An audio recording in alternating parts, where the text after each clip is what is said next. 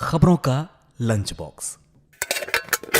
नमस्कार, radio money 9 पर आपका बहुत बहुत स्वागत है। मैं हूं आपके साथ अभिषेक गुप्ता और आप सुन रहे हैं खबरों का लंच बॉक्स। लॉकडाउन में फ्लाइट बुक कराने वालों को लेकर सरकार का क्या आया आदेश? महिलाओं और बेटियों के लिए LIC ने लॉन्च की क्या नई स्कीम? सॉवरेन गोल्ड बॉन्ड निवेशकों के लिए क्या आई खुशखबरी? बताएंगे आपको, और इसके अलावा भी होंगी बिजनेस और पर्सनल फाइनेंस से जुड़ी कई और बड़ी खबरें। तो चलिए खोलते हैं खबरों का लंच बॉक्स। दिवाली की खुशियां नवंबर के आखिर तक बरकरार रहने वाली हैं, खासकर उन लोगों के लिए जो सॉवरेन गोल्ड बॉन्ड में निवेश करते हैं। RBI ने देश के अंदर पहला गोल्ड बॉन्ड साल 2015 में जारी किया था। गोल्ड बॉन्ड का मैच्योरिटी पीरियड 8 साल होता है। ऐसे में जिन लोगों ने उस समय गोल्ड बॉन्ड खरीदा था, इस साल उन्हें मैच्योरिटी का पैसा मिलने वाला है। ये बॉन्ड 30 नवंबर 2023 को मैच्योर हो रहे हैं। जब पहला गोल्ड बॉन्ड जारी किया गया था, उस वक्त उसकी कीमत 2,684 रुपए प्रति ग्राम थी। RBI ने हाल में 2017-18 के बॉन्ड से समय से पहले की निकासी की घोषणा की थी। इसकी कीमत 6,116 रुपए प्रति 10 ग्राम तय की गई थी। ऐसे में पहले बॉन्ड की कीमत इसी के आसपास होती है तो निवेशकों को 128% का रिटर्न मिल सकता है। खोलते हैं लंच बॉक्स का अगला डब्बा। रियल एस्टेट कंसल्टेंसी CBRI की एक रिपोर्ट से पता चला है कि भारत में 4 करोड़ रुपए या उससे ज्यादा कीमत वाले लग्जरी घरों की बिक्री पिछले साल की समान अवधि की तुलना में 2023 के पहले 9 महीनों में 97% बढ़ी है। भारत के टॉप 7 शहरों में इस साल 9,200 लग्जरी घर बेचे गए, जबकि पिछले साल यह आंकड़ा 4,700 था।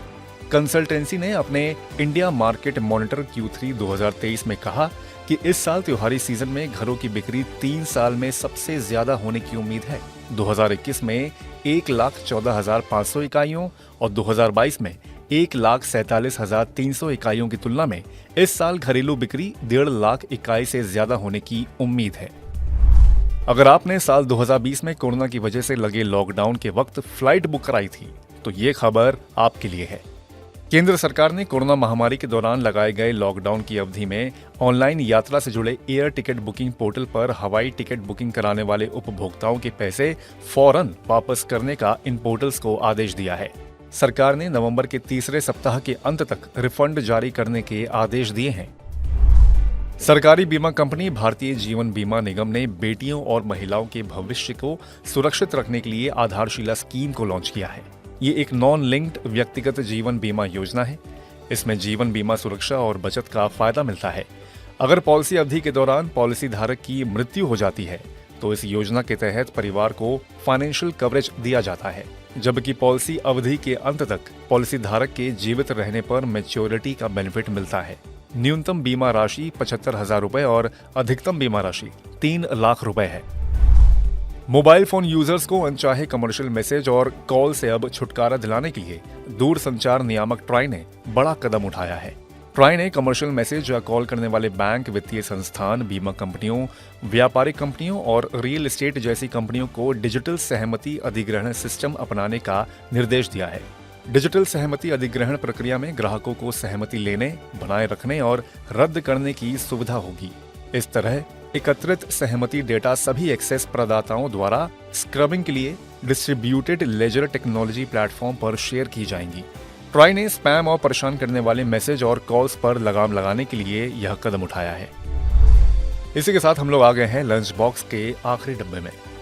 एलन मस्क के स्टारलिंक सैटकॉम को जल्द भारत से लाइसेंस मिल सकता है।